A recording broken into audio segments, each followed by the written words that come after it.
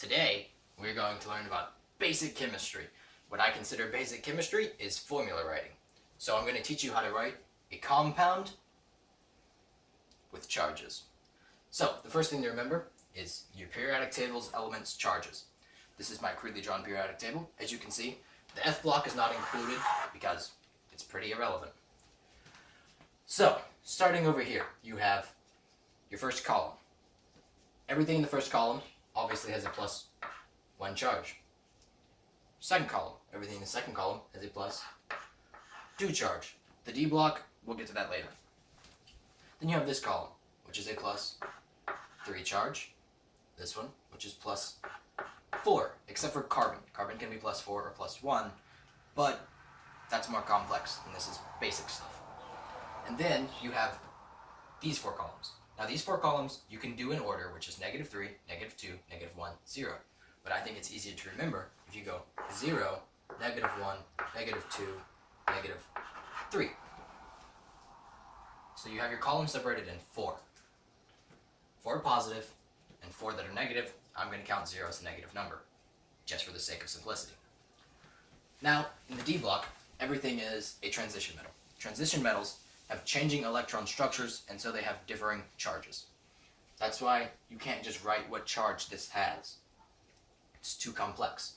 But there are 3 exceptions. The 3 exceptions are right here. 1, 2, 3.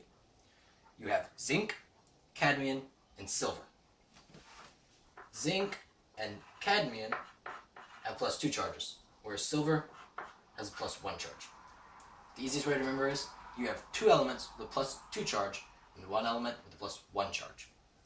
Now, for the other transition metals, everything through here, they're going to be written with a charge signified next to them. A very common one is iron. So that would be written as iron, parentheses, the Roman numeral of its charge. This is iron 2, because the parentheses has a 2 in it for Roman numerals. If you don't know your Roman numerals, that's not my fault. It can also be written as Fe, parentheses, 2, because Fe is obviously the chemical sign for iron. Now, I'm going to walk you through a very basic problem. We're going to do a very known element. Said element is also known as water. Now, water's scientific name is dihydrogen monoxide. If you've gotten to the point where you've learned prefixes in chemistry, you know dihydrogen monoxide means 2 hydrogens and 1 oxygen. But if you haven't, that's what I'm going to teach you. So, water is composed of only hydrogen and oxygen. And hydrogen was, before I erase the periodic table, on the +1 charge, whereas oxygen was on the -2 charge. If you have a periodic table out, which I suggest you have out since you're learning about chemistry, you can see that for yourself. So, you know you have hydrogen and oxygen, which is HO. Ho ho. And since you have a +1 charge on your hydrogen and a -2 charge on oxygen, you have to balance it. What balancing charges basically does is make whatever they add up to 0. So what can you do to get 1 and -2 equals 0? Because as they are now, 1 minus 2 is -1, obviously. So you know you need 1 more. And so the way that some chemistry teachers teach it is to cross your charges. 1 goes here, 2 goes here. So you have H2O. And basically all you've done is now you have 2 hydrogen particles, which means you have 2 +1 charges, and 1 + 1 equals 2, and 1 oxygen particle, which is 1 -2 charge.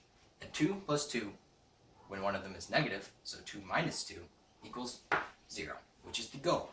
And that is how you write a very basic element. Now, to something more complex. I would suggest getting out a polyatomic ion sheet if you have one. It contains most the polyatomic ions. That's basically what this is going to use. For example, we're going to do sodium nitrate. You see sodium nitrate a lot, so let's go ahead and write that.